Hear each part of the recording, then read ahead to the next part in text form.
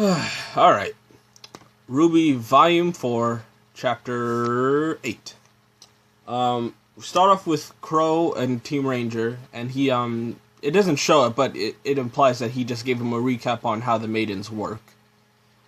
And Jean is not happy of what they were trying to do to Pyrrha, which I can understand, but I do think he's being a little too hard on Crow, but I understand why he's being like that.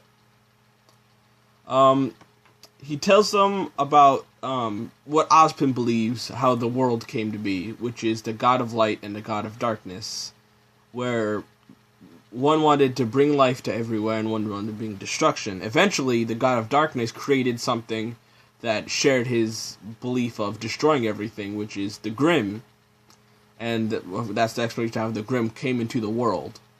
And the god of light eventually just said, you know what, we have to work together and we should make something that they both can be proud of. And they made humanity with the powers to create, the powers to destroy, the power of knowledge, and the power to choose. And that's a pretty good explanation, in my opinion, for their world so far. I'm sure we're going to get into it as more of this series, like the more the series goes on. But that's, I think it's a pretty good explanation so far. And we learn that the things that they gave humans aren't just like in their person. They are physical artifacts, which are the relics that Salem was looking for, and why she targeted the schools, and they still haven't found it in Beacon, which I think it's probably Ozpin's cane. That's what I'm thinking that one of the relics are.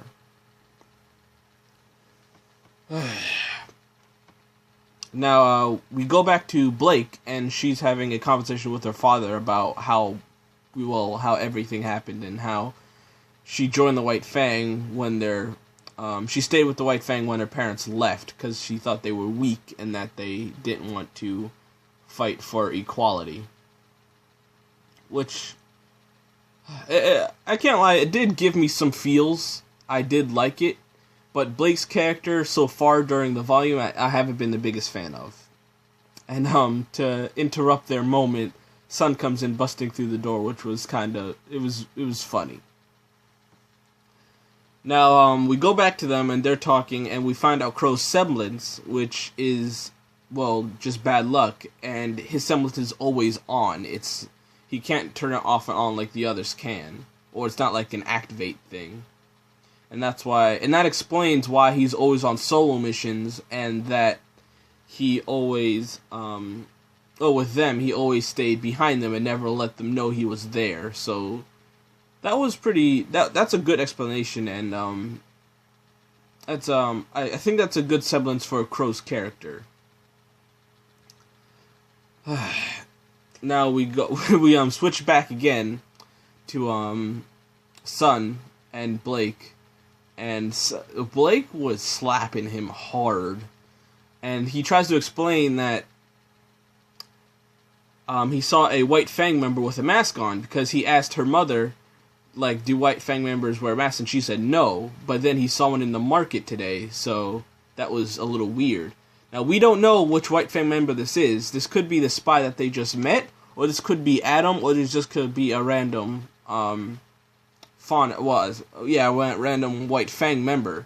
So we don't know. And she throws his, scroll, and somehow it miraculously lands on the spy, and they go chasing her. Now, the spy, I'm probably guessing, is Ilya, which was mentioned a few episodes back. Now, with they go back again to Rwby, because they were switching a lot in this episode, and they go back to Rwby for the final scene when them waking up, and we see that Crow's wound is not looking very good. His wound is purple, and he's coughing up purple blood. So that is that's a problem. But that's about it. I like the explanation, and they've kind of used the World of Remnant kind of art style to tell the story of the two gods. I like that a lot. Nothing really else stood out to me in this episode. If you guys want to talk about anything down in the comments down below, don't hesitate to do that. Alright, see you in the next one. Bye, guys.